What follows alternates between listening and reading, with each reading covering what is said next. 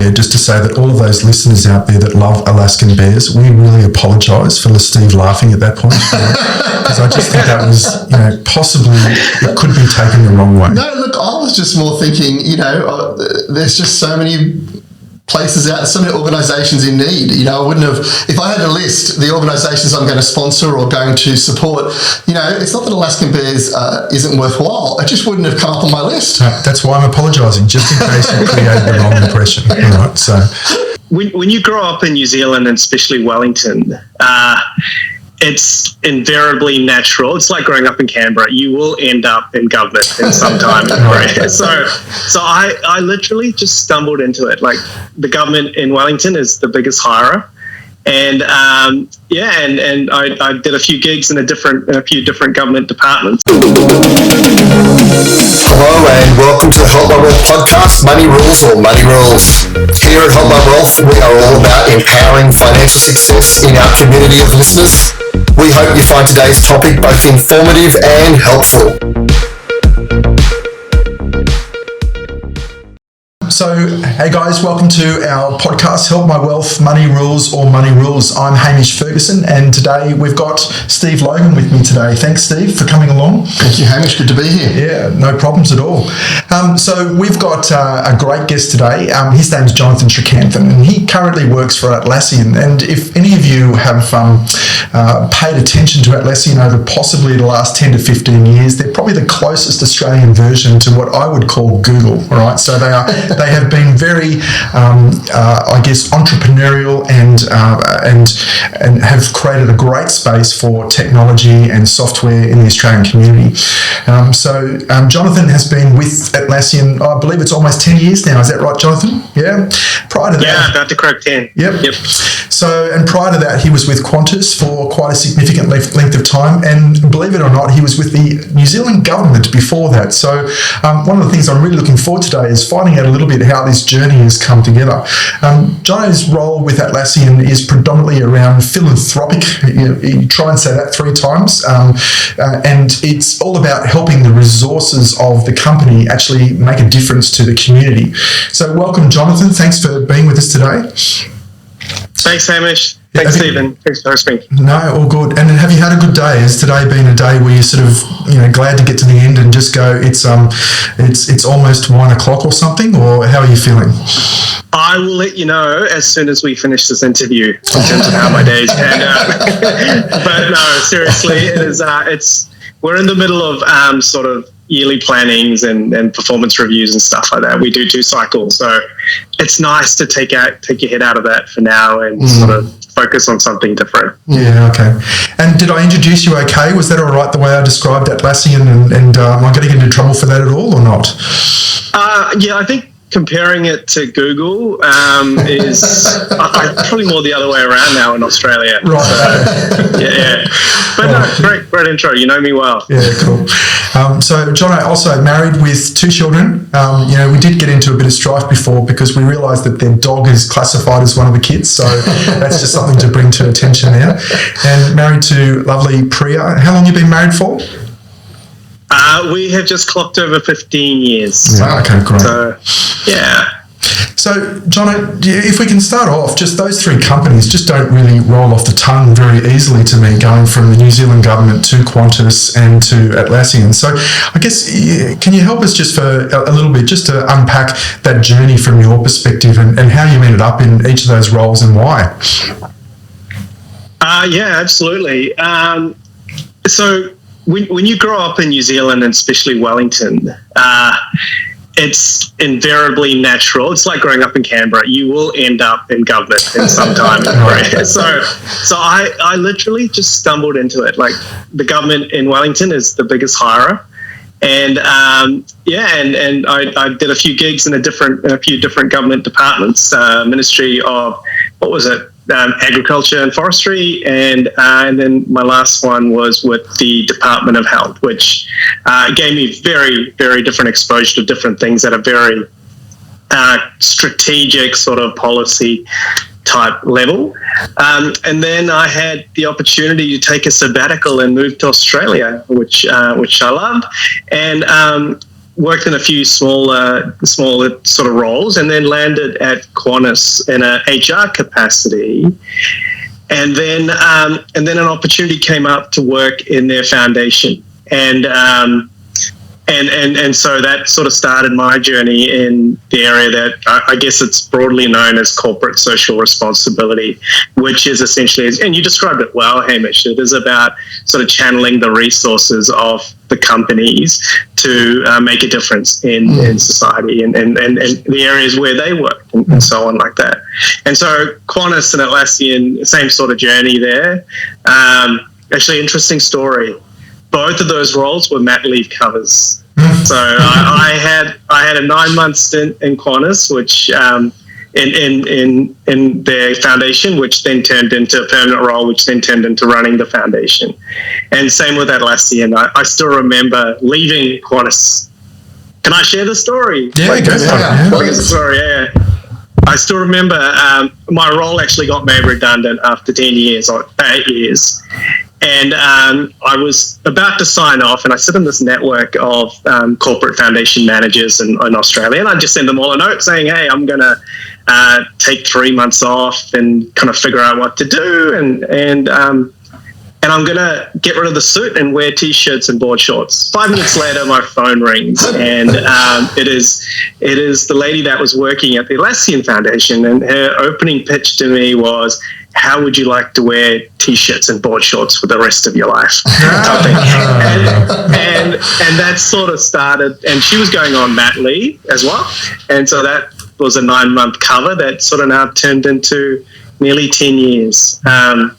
Sorry, I digressed there, but just to answer your question, very different sectors and very different industries, from government through to Qantas, which is, steeped in history, very iconic, probably the most iconic brand in Australia, but very structured, very rigid, very different in how they do their corporate, their philanthropic work. Through to Atlassian, very innovative, still, 20 years later, it still feels like you're working in a startup, which is fantastic. So, very different.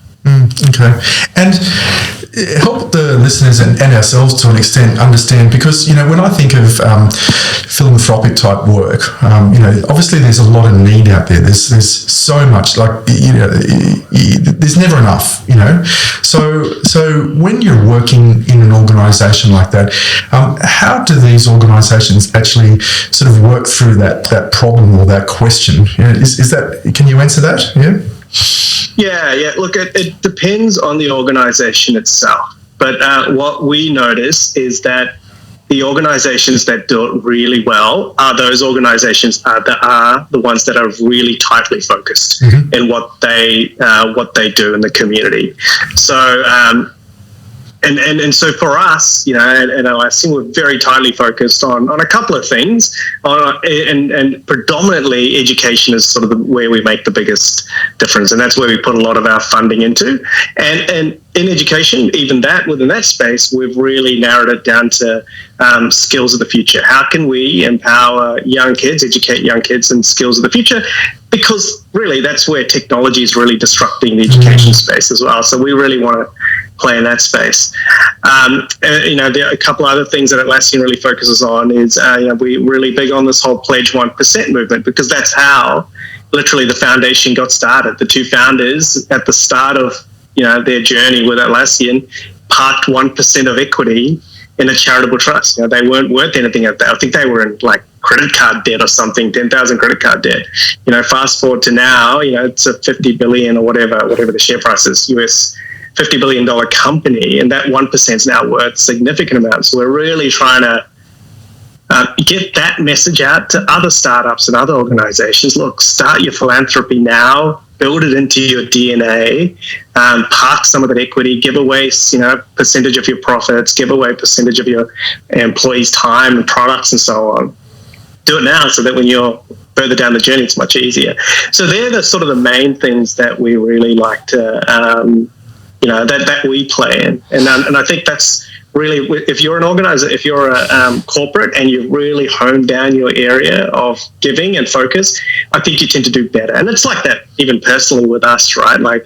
We tend to have focus areas on what we are passionate about, whether it's a church or a theme that's very close to our heart because of, it might be cancer because we've had family members. But, even when we double down on something, we tend to generally have more impact than you do spreading out wide. I hope that's answered your question. I mean, look, just on that, is that a hard pitch with most companies to sort of say, hey, look, you really should be giving, 1%, 0.5%, 2%, 3, 10, whatever it is, at the beginning, even when you're not doing well. I would imagine it'd be a minority group that actually jump on board that and go, yeah, I get that.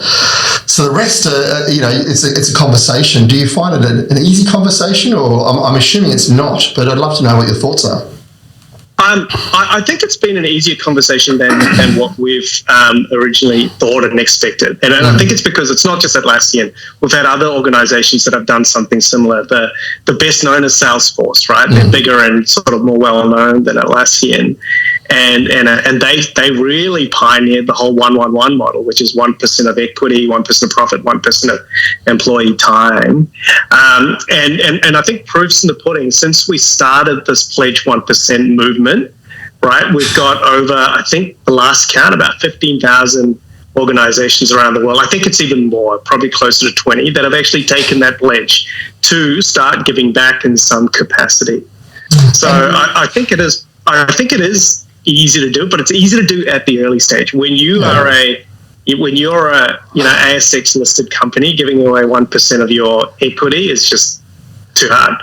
So you want to get them early on in that journey. When you're making 20 grand compared to 20 million, it does change that amount of money, doesn't it?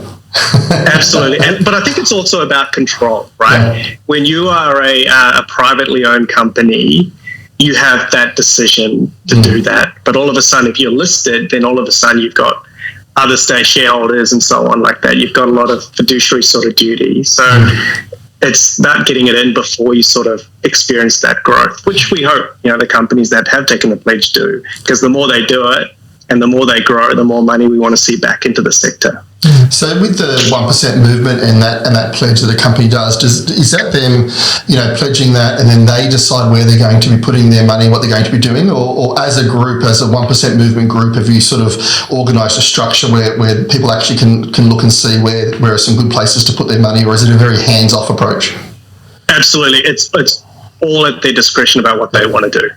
Right, we've got an organisation here in Sydney that they are passionate about saving the Alaskan bears, right? and their 1% of, I think it's profit at the moment, is going into, a fund there. I believe they send people over and they're volunteering time to work with Alaskan bears. Wow. So it's really at the discretion of what they want. And that's the idea. It's just to set the infrastructure, set the mechanism, but then they choose where they give. So can I just put in a little note there just to say that all of those listeners out there that love Alaskan bears, we really apologise for Steve laughing at that point, because I just think that was, possibly it could be taken the wrong way. No, look, I was just more thinking, there's just so many places out, so many organisations in need. I wouldn't have, if I had a list, the organisations I'm going to sponsor or going to support, it's not that Alaskan Bears isn't worthwhile. It just wouldn't have come up on my list. No, that's why I'm apologising, just in case you created the wrong impression. All right, so Johnny, just to encourage you as well, like as we're talking, it's funny, you talk about the story about you doing maternity reliefs, and, with what we're trying to achieve here at Help My Wealth is to break down these barriers, and career management is one of those things.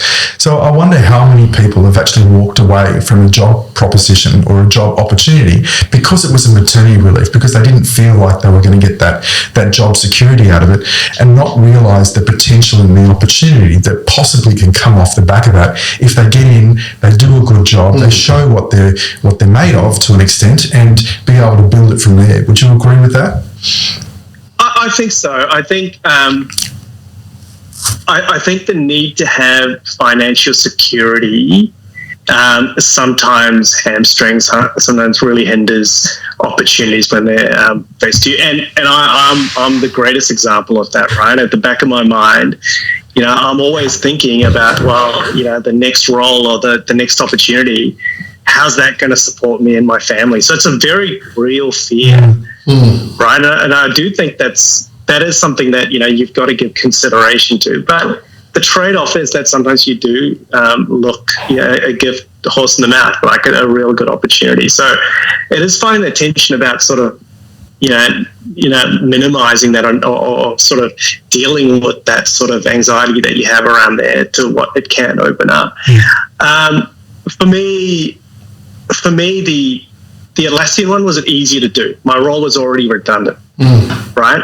And but for me, the choice was, and this is for me the funny thing was that at that time I was considering the Atlassian offer. I had another role with quite a big consulting company to do the same sort of thing, and it was a really well-known consulting company. And then on this other hand, there was this company that no one had ever heard of. I'd never heard of.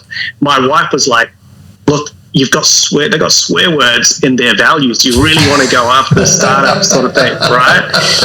But for me, it was that whole thing about, well, do I really want to go into the known and the same old again, or have this opportunity to do something a bit more greenfield, start something from scratch and do that. And it helped when you could ditch the suit and wear, it sounds like you were sold. As soon as you heard the word t-shirt and board shorts, you were in. That was it, mate. That was it. Everything else is sort of you were saying to your wife, I don't care what's in the perspective for this statement. Exactly. I'm getting board shorts and t-shirt for the next 9 months. That's it. It is interesting. But I jest about the board shorts and t-shirt, but really, for me, the biggest conundrum there was, do I go after something that was well-known, a recognized brand, or do I go after something that is unknown, risky from a career perspective, right? And for me, it was, moving away from those fears that I had from a job perspective to take that risk. So, but I get it, Hamish. It is something that really hinders a lot of people. So if I can talk about something else with Atlassian briefly. So one of the things that I've noticed, come up every now and then with jobs and that sort of thing, and it is interesting how what does social change look like? Because Atlassian, to my knowledge, was much earlier than COVID, was out there trying to almost deliberately hire people regional, right, and get away from that stereotype Sydney, you've got to work, come to the office and that sort of thing. So you've probably walked alongside them with that for quite a length of time. So how have you found that journey, and what's your thoughts on it? This is the transition to remote work and sort of how we're, I think pre-COVID, it's something that as a company we've always wanted to do, right? We have the tools. I mean, our tools are set up for remote work, remote collaboration, but there was still this, the company, for whatever reason, just didn't pull the trigger. And it was actually COVID that actually forced our hand to go remote, right? And so I don't think it was anything amazing that the company did. It was really forced on us. But I think what the company did was they embraced it, and they embraced it really, really strongly, to the point now we're one of the few tech companies where we haven't mandated anybody to go back, right? And so much of this is steeped in research, right? Like, we are surveyed on a regular basis about mental health, about productivity, about effectiveness, and so on like that. And so there's data showing that, people working from home, it's actually, the debate is not about working from home, working in the office. It's about actually having choice, right? And so, post-COVID, what we're finding is that there's a demographic of employees that are actually preferring to come back into the office. It's usually your younger demographic who rely on being in the office for their social interaction, right? Whereas us older people who've got family and connections and stuff like that prefer not to. So it is really about the choice of where you work as opposed to either or sort of thing. And so I guess the main thing is this decision's really paid off for us, and it's paid off in a number of ways. Productivity has actually increased. It hasn't just stayed flat, it's actually increased. There was another big one. My mind just skipped me. It was actually a big one. They actually released their 1,000 day remote working sort of findings on that. Sorry, it will come back to me. No, that's okay. I'll add it to it. While you're thinking, I'd love to ask, because I've talked to a lot Sorry, of... that was it. Sorry, Stephen. No. That was it. Tech companies are in a massive war for talent, yes. right? And so we were getting very restricted in terms of where we could hire, right? There were amazing candidates who were working in, rural, remote New South Wales or in outback Queensland. All of a sudden, we were accessing all these talent, right, that didn't want to move into a city, and we were accessing them. So all of a sudden, I think our recruitment jumped like 40% or something like that over that period, just because we relaxed up on our working from wherever. We call it Team Anywhere, which means you can work anywhere in the world, subject to there being an Atlassian entity in that place.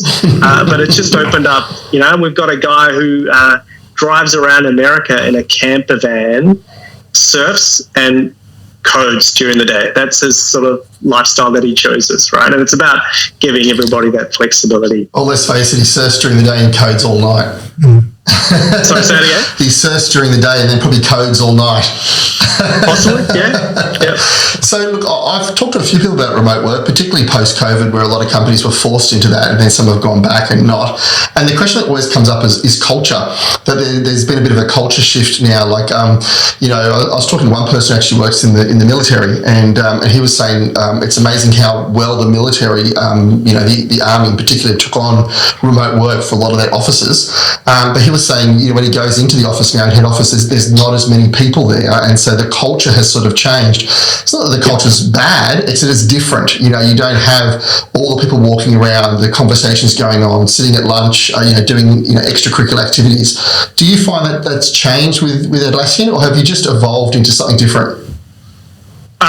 Both, Stephen. So it has changed. There was a very vibrant culture in the office, right? And it's everything that's stereotyped, from free food to people bringing in their pets through like my kids would come in, once, twice a month, right? And to enjoy everything that's there. They would put on activities like you'd have a petting zoo in a high-rise building in Sydney just for the kids. Like, so there was all these really cool things that made it what it was from a benefit perspective, in addition to the benefits that you got from working next to each other, right? Like at the moment, me and my boss, we lament about not being able to just pop over and ask a question. You now have to sort of, ping someone on Slack and then, jump on a Zoom or something like that. So they all, we do lament that a little bit, but I think what's replaced it is, I think, equally as good, right? And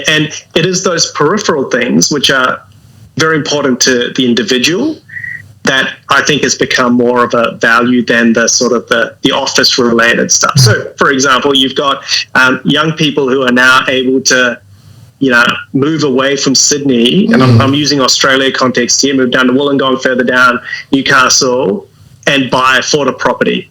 You've got spouses who can start their career because the other spouse is now working from home and can manage kid drop-offs and things like that. So there's all that sort of thing. But I think for me the biggest that I miss is the social element. Extroverted sort of person. Not having that. Being able to interact with people regularly. So and I'm an example of someone who regularly schedules an office time with my team. So we go in once a fortnight and we just say, look, we are going to have lunch and we're just going to chill and hang out and do stuff. And that day we go into the office, no real work gets done. It's all relationship building and getting, hanging out and things like that. So that's the sort of trade-off. So to answer your question, I think it's evolved into a different sort of culture, which I think still definitely works. And you're not saying the culture's worse. You're just saying you have to understand that what we had is to an extent no longer there. And as you say, embrace what we've got now. So no, I get it. Now, for those out there just that maybe have lived under a rock for the last 15 years, so Atlassian builds, I think you'd call them team collaboration and project management tools. Would you agree with that? So people may have heard of, I guess a common one might be Trello, but then there's some others that are probably a little bit more corporate or enterprise level sort of programs as well. So if you haven't actually looked at them, they're actually quite cool little tools that you can use, and quite powerful if you actually sink your teeth into them. So anyway, sorry for that little plug. Well, actually, I wanted to know, like, for the average sort of person out there that's not corporate, not doing enterprise and so forth, Trello can be used for lots of things. Like, what other sort of resources is Atlassian bringing out?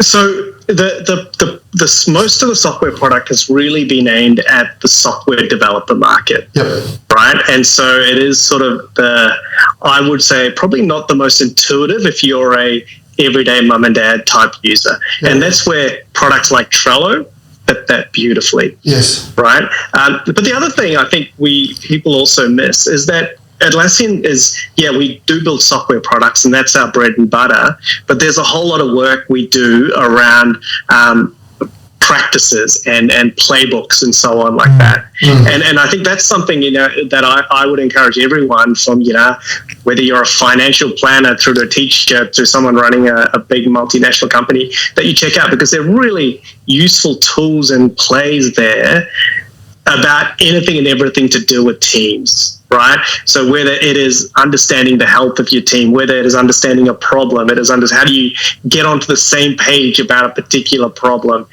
and a lot of that is there. And there's some of the things that I think sometimes gets neglected. It's that thought leading, it's that sort of it's the hacks, the plays and stuff that they invest a lot of time. And obviously the tools complement it, but that alone is an amazing standalone resource that I think anybody out there can get a lot of value out of. Absolutely.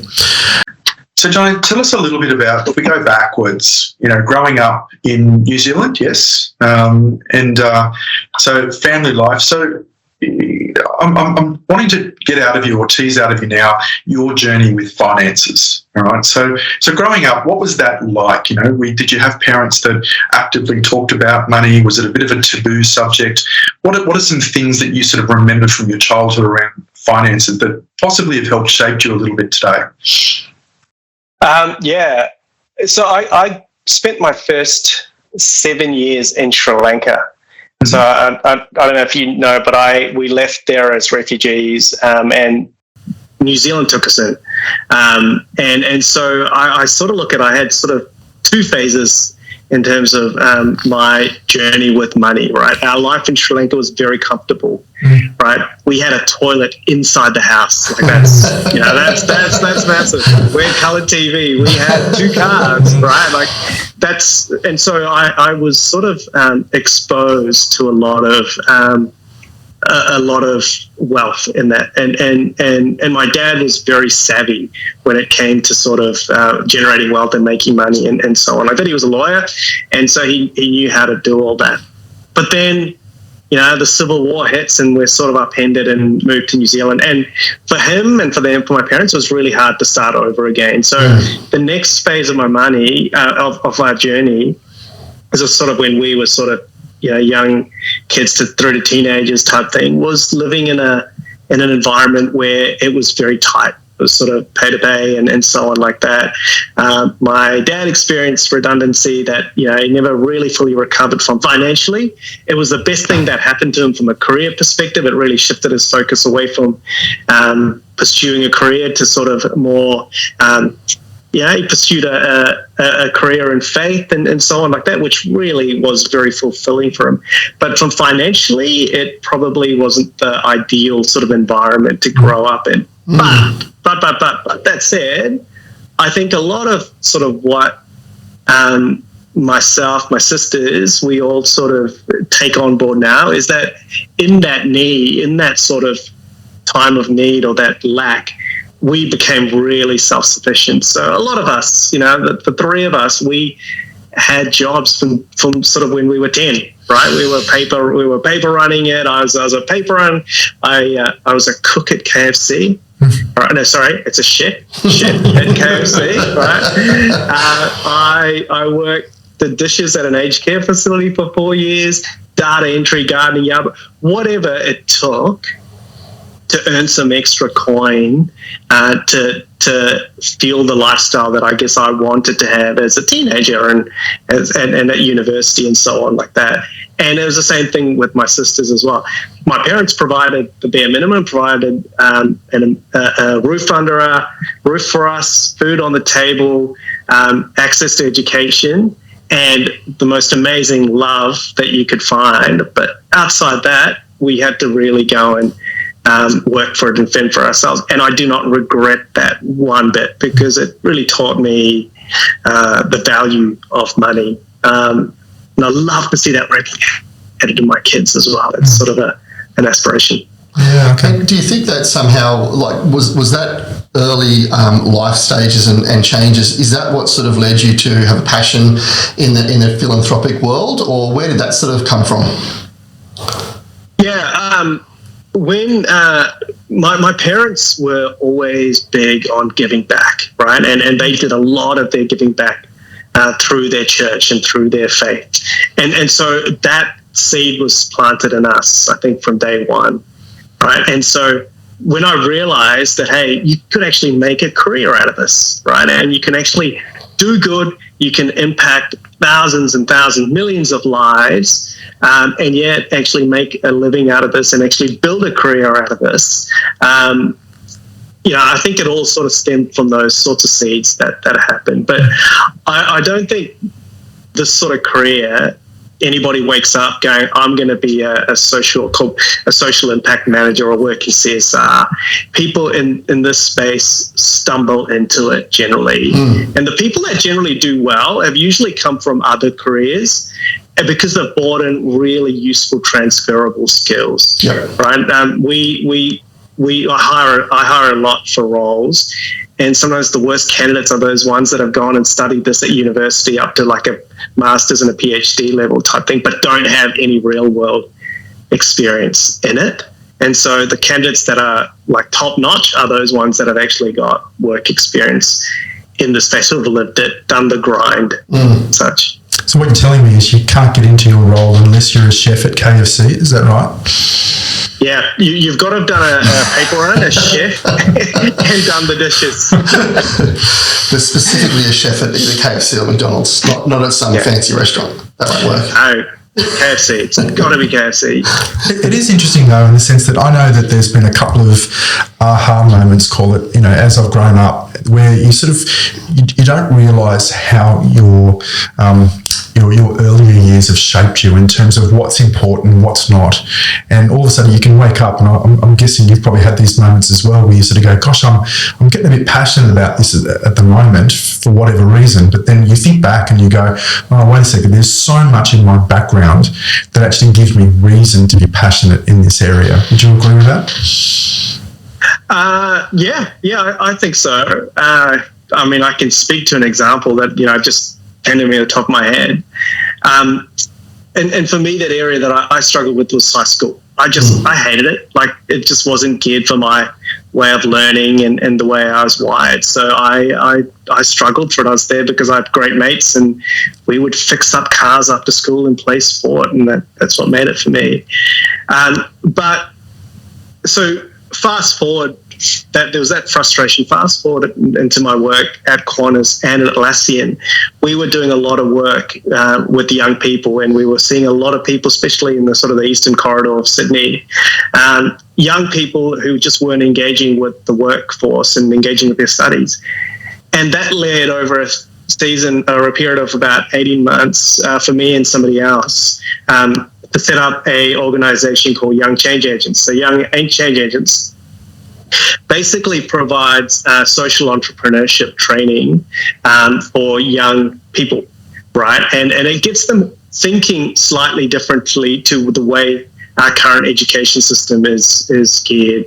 So it adopts a very design thinking sort of methodology, but at the center of it is about, hey, what is the social problem that we need to solve in our community. And so, you put it in a school context. It could be that you're in it could be environment. It could be, you go into a lot of female schools. It's female safety, it's rape, and things like that. How can we solve that issue? But how can we solve that issue by building a sustainable business around it? And so we created this, I guess it's a charity now that provides this sort of entrepreneurial training for young people in around Australia. And I think we're year 7 into it now, and it's still going pretty strong. Got contracts with a whole bunch of government schools and so on like that. But that came out of this frustration for me of not being taught properly at school and not being taught, the importance of sort of giving back and making a difference. That was that painful moment for me, I guess. Yeah, okay, right. So I guess touching on the going back to the childhood again, so did your parents talk about money?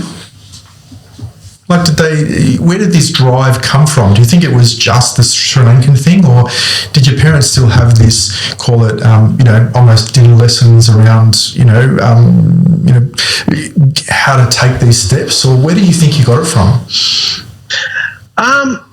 Hamish, I definitely don't think it came from my parents.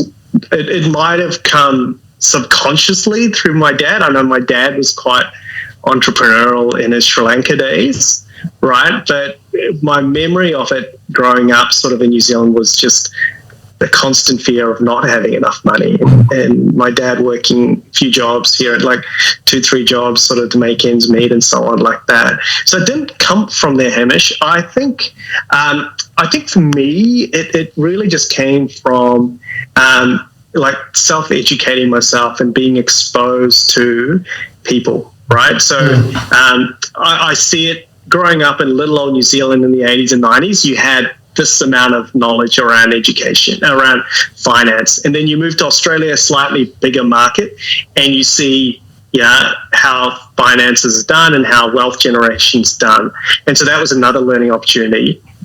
And now working for a company that is, got footprints in the US and Europe and sort of the bigger markets, you really get to see how some of these ultra net worth people are doing, are looking and having their attitudes towards wealth, right? So I think for me, it's just that every season of my life has given me new insights into what I need to do for that. And I think I've just also read pretty broadly, right?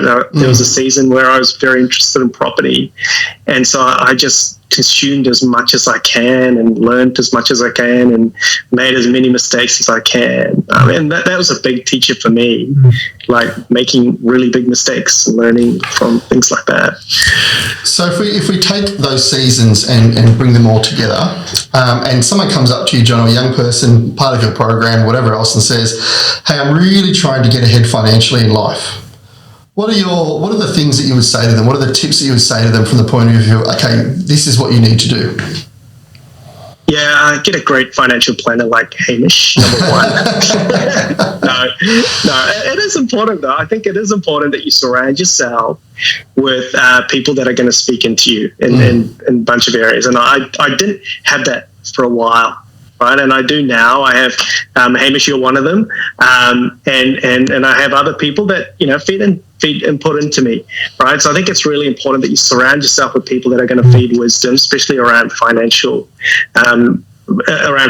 knowledge into you. And it's not just people, right? There's resources out there. I learned so much from YouTube, right? And so it's just keeping that open. So I'd say the first thing is really grow your financial literacy. It's up to you at the end of the day. The stuff's it's not going to be taught at university, and I wasn't fortunate enough to have that taught in my childhood. So you have to really self-educate yourself. I'd say the next thing is that I'd say to this young person, know what you want to get out of with money, right? Know some of the big things that you think you want to achieve with the money, and be firm on that, but also be flexible. I know, Hamish, in our relationship, you've seen my priorities change, shop change, and things like that. But I've generally had an idea for that season or for that short to medium term what we wanted that money to do. And so that sort of then helps you educate yourself and put things in place. The other thing I'd say is, a real practical thing is get an investment property under your belt. Whether it is just something, cheap in an apartment, whether it's in, whatever you can afford, just get it in there. Do the hard yards to get it in. And you don't have to live in it. It doesn't have to be in the flashy suburb, but get something in there. And it's not just about the investment, but it's what you're going to learn in doing that investment, right? It's the things like, getting a loan and servicing a loan and, keeping tenants happy and all that sort of stuff. It's that lesson that you learn. And then the final thing I think I would really encourage young people, and this is probably really important to me, is, build your charity into it, build your philanthropy into it. Like, the money you make is obviously there for you to enjoy and provide an environment for you and your family and your loved ones, but it's also there to help others in need. And so bake it in from day one. This is one thing I absolutely forgot, and remiss, and Dad, if you're listening to this, I'm so sorry. But the number one lesson they taught me when I got my first paper run was take 10% out of it and give it away to charity. And for us at that point was our church, right? So we started doing that. But that practice, 40 years or 30 years down the line, is still there with us, right? And we do it. And so that baking it into from day one, I think it's really, really important. I think it's a hard thing, we talked about, with the 1% movement, trying to get companies to understand that, but it's actually a hard thing for people to understand as well, that, if you can have that part of you, that side of you that's actually, giving something, whatever it is, it changes your perspective on life. It changes the way in which you can relate to other people. It actually changes quite a few things in the way in which you're focused on what you're doing. Yep. And if you make that the first thing you sort of take out, right? There's something about pulling it out. Like, you get your paycheck, and if that's the first decision you make to pull it out, it almost feels like you're prioritizing others and you're prioritizing your community more than yourself, right? And there's something special in that, rather than, okay, this is what I've got left over, I'll give a percentage of that sort of thing. Just, hey, prioritize it first, your community, your country, the people in need. It's just something there. And I think, I know for me that's been an important part of my journey, but I know that when we've interviewed other people, successful people, and even when you read books and read autobiographies, giving actually becomes a focus, and it's quite important to them. So it is hard for people to actually go, hang on a second, it's hard to explain that part of being successful is actually having that 1%, 5%, whatever it is that you're giving away, that actually does create a successful, moving forward. It creates a pathway where you can actually go forward. And it's hard to really explain that to people until they actually do it. Would you agree? I absolutely. I think two things there that you've really prompted me to think about was, one, I think too many people wait till they're older and they've made sufficient amount of money before they start giving it away, right? And you've lost a whole period of your life in which you could have been making that impact. The second thing is, I think giving back is not just about money. It's about your time and your skill set as well, right? So, if everybody, took some time out and acted on their skills, right? Whether you're a financial planner, Stephen, I don't know much about you, but I think you're a fantastic sort of MC host, right?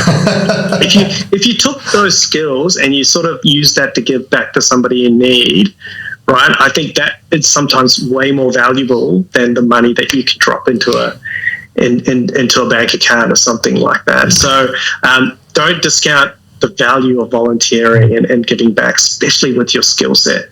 So I will say, Jono, that I did try this logic that you've got here with the ATO, all right? And unfortunately, they didn't quite see it the same way. They wanted just money. That's all they wanted, right? So they were happy for me to keep my time. So when did you view the ATO as a charity? Well, no, I just sort of, I took this logic of, well, wait a second, I'm giving you first, aren't I? I'm giving you money first, right? So, but I need to talk to you about whether I can give time and or money. Like, is this something that, I can barter with? But no, it didn't really work. No, right? So they just want their one track. Yeah, I think actually bringing up that whole time and skills is important, because people often do get focused on money. And there are some people out there, well, not just some, there's a lot of people out there where money is very tight. It's very tight.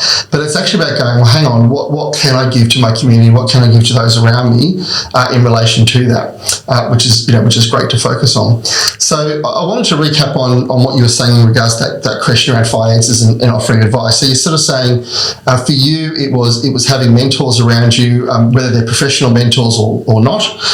Secondly, it was around getting into the market, whether it's getting into property or getting into something else, but starting that, because it's actually the starting of it and the doing of it that actually teaches you the lessons that you need to learn.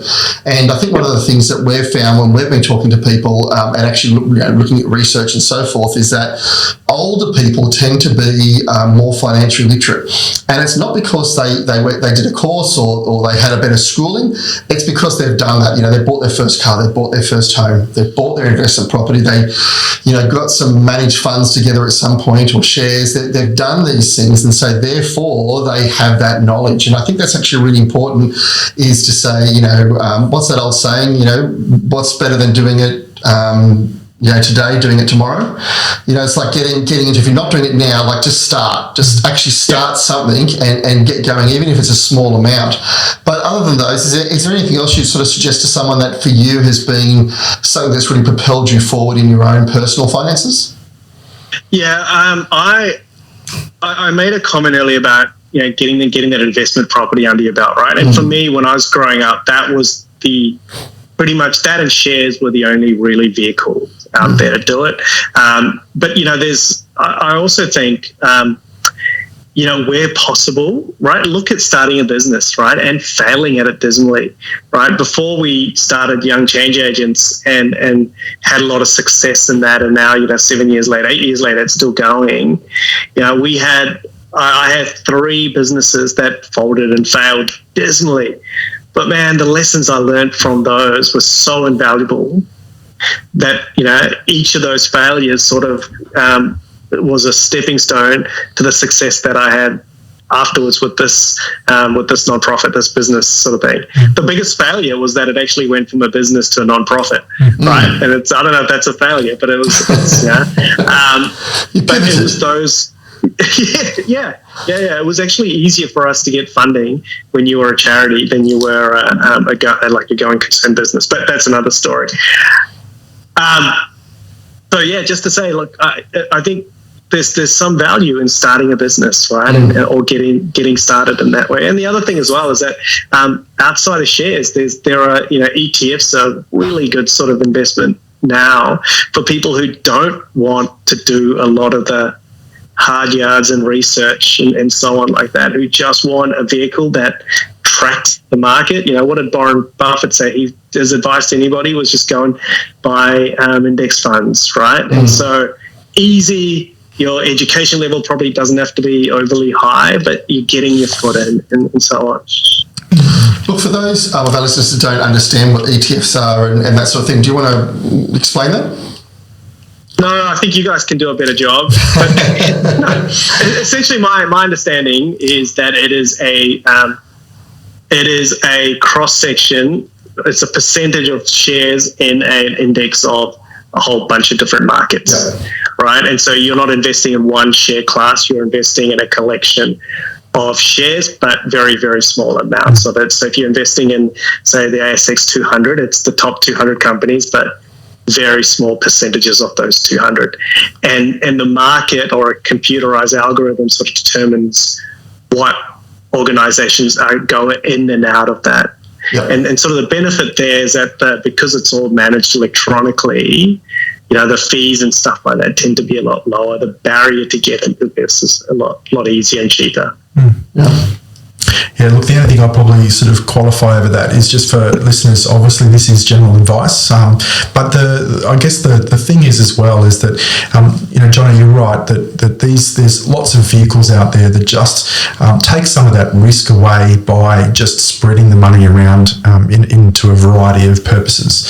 So for us, I think the main thing to take into consideration though is to start small. Don't sort of jump in with the house type thing. So because you need to be prepared to just learn as you go. All right. So, but what I agree totally with you is that, just to get in and get your hands dirty a little bit and understand that you might not get it right the first time, but the lessons that come out of it are so important. Any type of investment needs a time frame. So you need to make sure that you're mentally prepared to leave this money in place for the time frame that's desired. And that does get a little bit tricky at sometimes to get right. But essentially if you start small, then, at least the losses are small. You put in $1,000, you lose 10%, you've lost $100. All right. So, and it is important to sort of start small so you sort of get to learn how these things behave. Anyway, sorry for the financial planning sort of spin there, but... No, but I think that's important. Like we've talked about that before, Hamish, that whole idea of and it was really good that you brought that up, Jono, the idea of not just getting focused on, for instance, property. I'm an investment property advisor. That's my thing. That's my area, But even I would say to my clients, you need to be talking to other people other than myself to actually have those different modes, those different tools in your belt. And as you said, Hamish, understand that, look, a good example is if you're going to go into property, you probably want to have a 10-year commitment. If you want to go into managed funds or shares or ETFs, there's another level of commitment there, probably a lot less than 10 years. So you've got to work out, for me at this time, with this amount of money that I have, what is that commitment level? And I think, as you said also, Hamish, what commitment level can you do from the point of your finances? What are you prepared to lose as you move forward? And starting small, being balanced and being careful is by far the best way to go. So I know I'm going to backtrack a little bit, but I think Jono made a really important point before around this giving of time versus money as well. And I guess, the thing that I've just been sitting on for the last 5 to 10 minutes is just going, one of the epidemics or one of the big things that are out there at the moment that is just such a problem in society is loneliness. And we can sort of say that COVID sort of has impacted this and the work from home and all the rest of it. But at the end of the day, just being able to pick up the phone to somebody in your community or network and say hello and ask them how they're going. They're things that cost you nothing these days, but they're priceless, aren't they? So, mate, can I just ask a question? So I noticed on your LinkedIn, I did a bit of stalking you in the background before we did this. He stalks everyone, John. Don't worry. Don't take it personally. The problem is everyone knows I'm coming because I'm on the free version. So, but I notice you've got a passion. There seems to be this theme for passion for people coaching and I guess people management in there, or a desire to mentor. So I've got sort of two questions in there. So help us understand a little bit more about why that's important to you and where that sort of come from, and also just what your own journey with mentorship and possibly you touched on this a little bit earlier before, but how you've gone out to look for people in the past that you might find that are going to help you on your journey. Yeah, thanks for stalking my... I actually saw you looking at my profile, and so I know you've been looking at it. Get the paid version, mate, if you're going to be stalking too. But how it really came about was, look, I never had anybody hold my hand and walk me through careers advice, right? Like, there's a famous saying that if you're Indian, subcontinent, Sri Lankan, whatever, Asian, right? There's 3 type of careers out there. You're either a doctor, lawyer, or a failure, right? and so. If you're not pursuing those sorts of careers, no one really cares type thing. And so I never really had anybody sort of hold my hand and sort of advise me, guide me, disciple me through my career. And so part of my desire to get back in to move into coaching and do a lot of coaching was really to help people navigate their careers and find fulfillment in what they do. And the second thing was that I had some really shocking managers in my career, right? Very self-focused, corporate ladder climbing careers that would do anything to kind of get to the top. And I vowed that I would never want to be like that with the people I lead and the people I manage. And so for me, and then I had a really exceptional boss who really rather than manage me, coached me, and I loved the way he did it, right? And so for me, that was that example of, hey, this is how I want to be led. This is how I want to lead. So I really got into studying. I got into studying coaching, and it's just something that I use quite extensively in my leadership and how I manage my team. But it's also what I do when I coach people, like either in their careers or whatever. Essentially, for me, the biggest difference is. When you're managing someone, you're essentially telling them what to do, right? Here's the goal, go and do it this way, and it's that way. But when you're working with really high-performing people, that's not what you want to do. It's very disempowering. So what coaching does is that it essentially puts them as the expert in whatever field it is, right? And this is different where mentoring is very much about you're the expert. In coaching, you are the person that is being coached is the expert, right? And then what your job is to tease out from them what the solution is, or I'll help unblock them in terms of what they where they're trying to go. Right. And this is where coaching works across whole different types of fields. This is where you have, business coaches mentoring or coaching sports players, or you have sports players coaching, ASX listed CEOs and stuff like that, because the fundamental part is that the person who's being coached is the expert. And your job is just to bring the best out of them. And then you do that by asking them challenging questions. And then by them coming up with those solutions and answers, they are then taking responsibility as well for it. And you all know when you tell someone to do it, they'll do it, but they won't necessarily take responsibility. But when they've come up with the solution themselves and they've sort of come on board, very little motivation is needed. That's generally what I'm finding. And I think, you look at top tier sports players, they all have coaches. It's not like their coach says, I'm a better tennis player than you. There's no way the coach would assume that. I mean, this is one of the number one, tennis players in the world, but they still need a coach to try and help them bring the best out in them. Yep. Yeah, I was watching the Netflix series on Michael Jordan, right? If you haven't seen it, the Chicago Bulls story.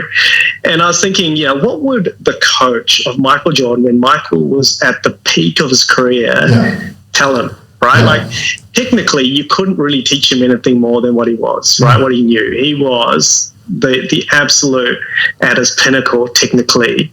But I think what he did was that he unblocked a lot of challenges that Michael faced, whether that was psychological problems, whether it was getting him a lot more goal focused and things like that.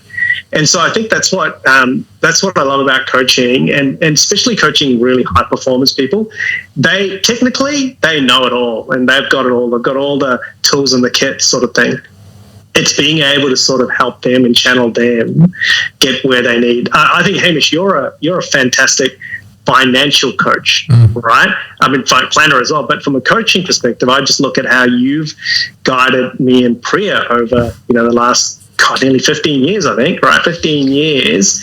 A lot of it has been, you don't really tell us what to do. Sometimes I'm like, just tell us what you need to do, Hamish. But most of the time, right, you've asked us very poignant questions, right? That's got us thinking. Right, and it's in that thinking that we've sort of come up with sort of solutions or come up with things that then you've gone and you've validated it with sort of the law and whether it can be done financially and things like that. And so I think coaches play a really, really important role of bringing out the best in people. John, I told you I'd learned something today, and even though you've just given me praise, I think that was great what you just said. So thank you for that. So have you been able to be deliberate in looking for those people at times to coach you? Yes. Yep. Yeah, absolutely.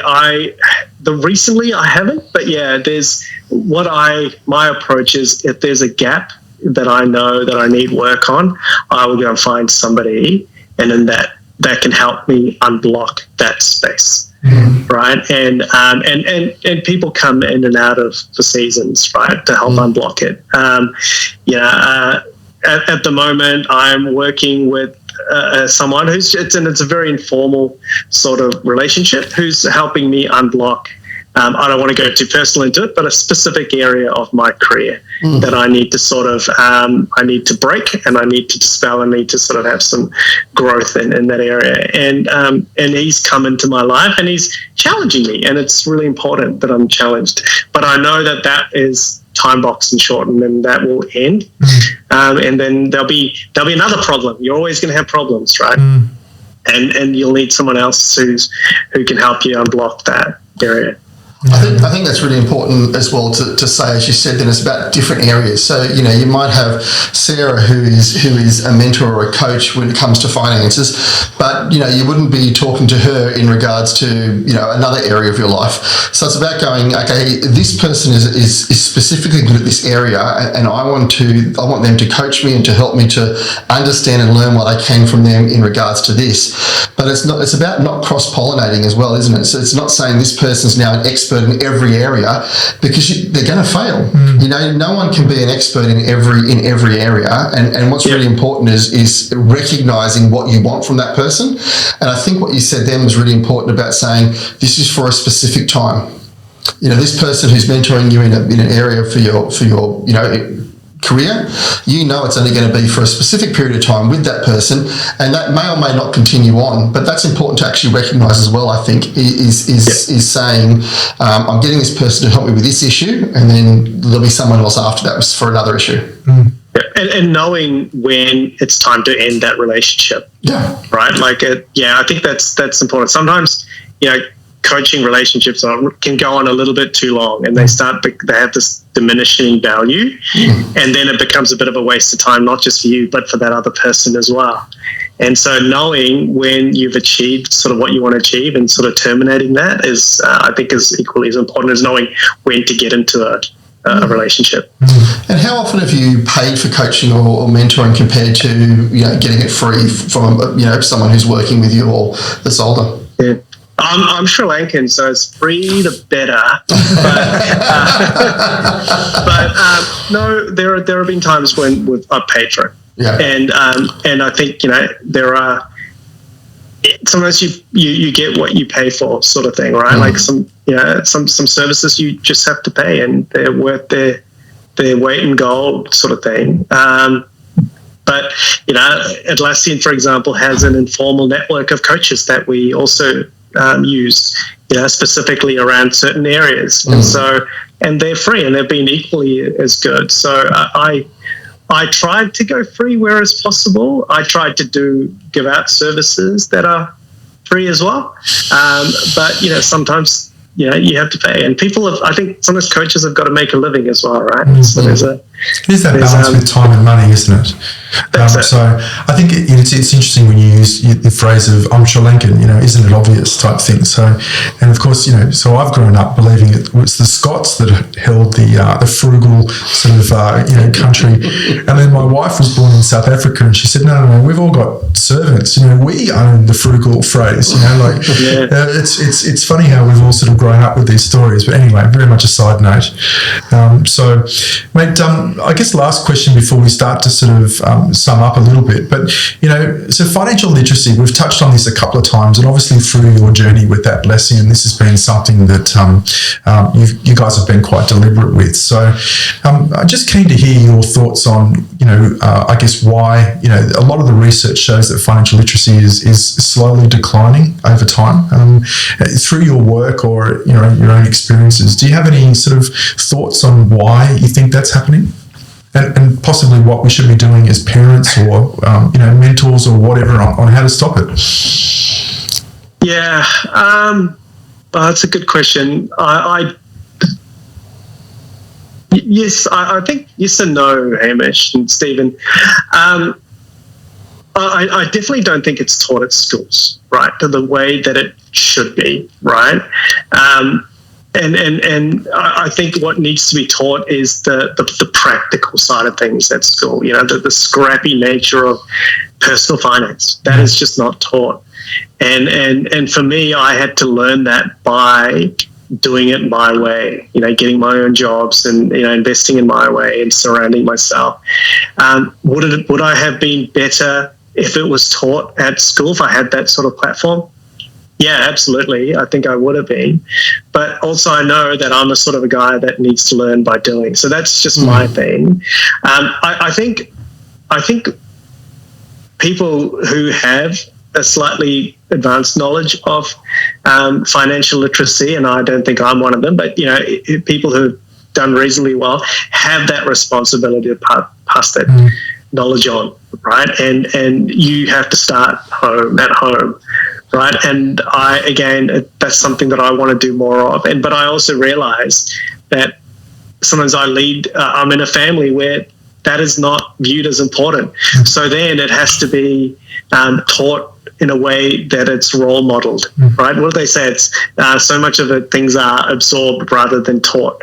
So I want my kids to see me and Priya with how we manage our finances and what we put value in and how we give away and stuff. And I want that sort of thing to be taken up by our kids and replicated. But I don't know how to scale it. I don't know how to, take that and sort of amplify what I'm doing. It's important to acknowledge though that you can't. The journey of being a dish pig, all right, so as a teenager is priceless, all right. So he was a chef. He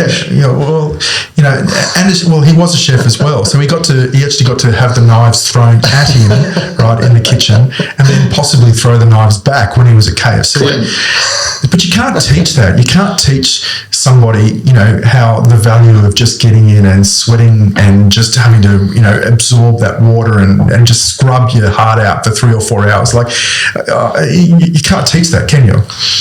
No. You work your guts off and you get your first paycheck and half of it's gone to taxes. Like, how do you could learn that in a textbook that, 19%, 20%, 30% is taken off at tax, but it doesn't sit. The reality doesn't happen until you get your first paycheck and you're expecting this much and what you're actually getting is that much, right?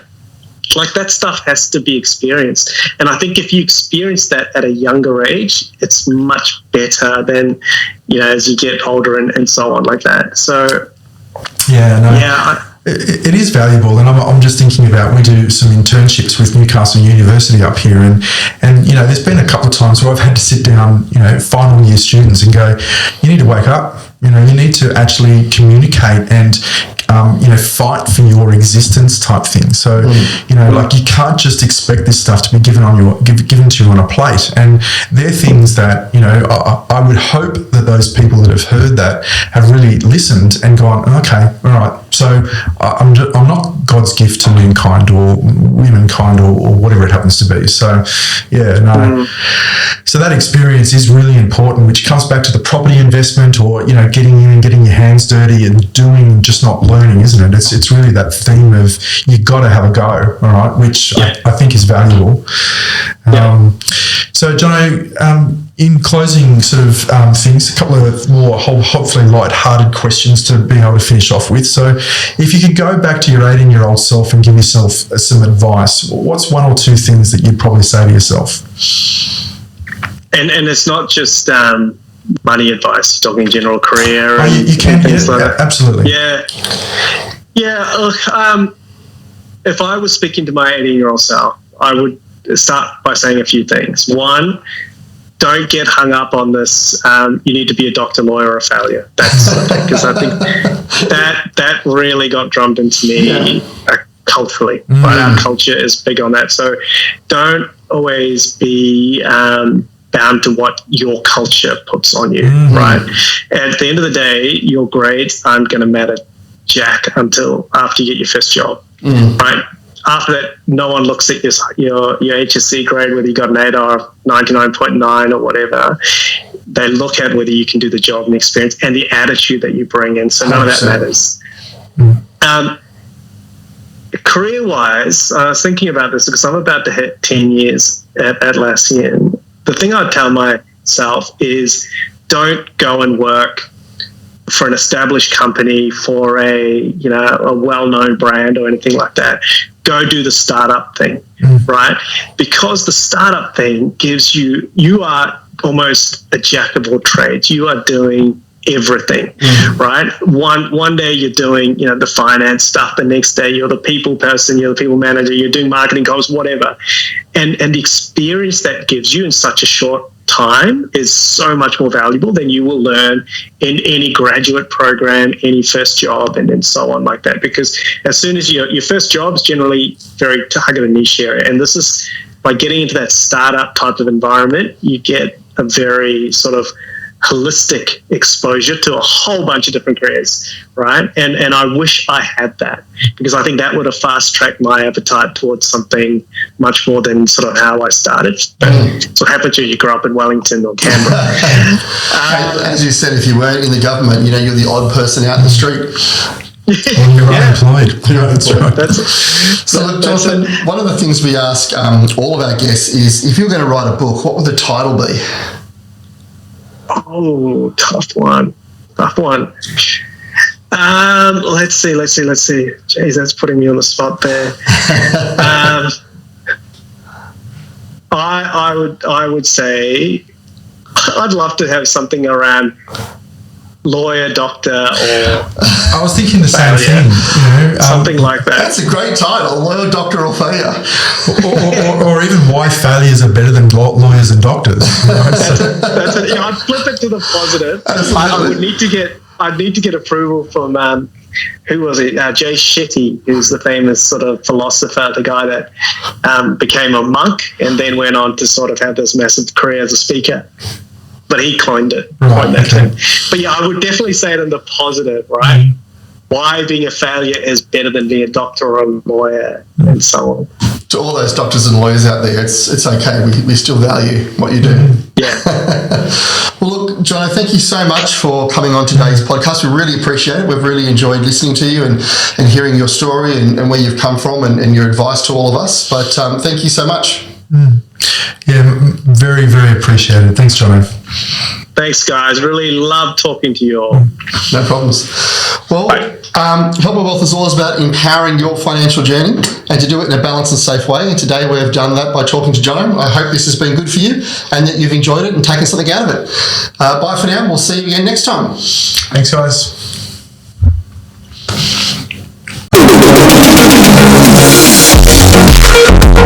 The information discussed by the Help My Wealth and the Money Rules podcast is for education and entertainment purposes only and is general in nature and is not advice. It is not intended as a substitute for professional finance, legal or tax advice. It is aimed to provide a general understanding of each topic and should not be relied upon to make an investment or financial decision. It is strongly suggested that you seek professional advice regarding your own individual circumstances before making a financial decision. Help My Wealth and the hosts of the Money Rules and Money Rules podcast are aware of your personal financial circumstances. Before making any financial decisions, you should read the product disclosure statement and, if necessary, consult a licensed financial professional. Do not take financial advice from a podcast. In the spirit of reconciliation, Help My Wealth and the Money Rules and Money Rules podcast acknowledge traditional custodians of country throughout Australia and their connections to land, sea and community. We pay our respects to past, present and emerging elders. We extend that respect to all Aboriginal and Torres Strait Islander people today.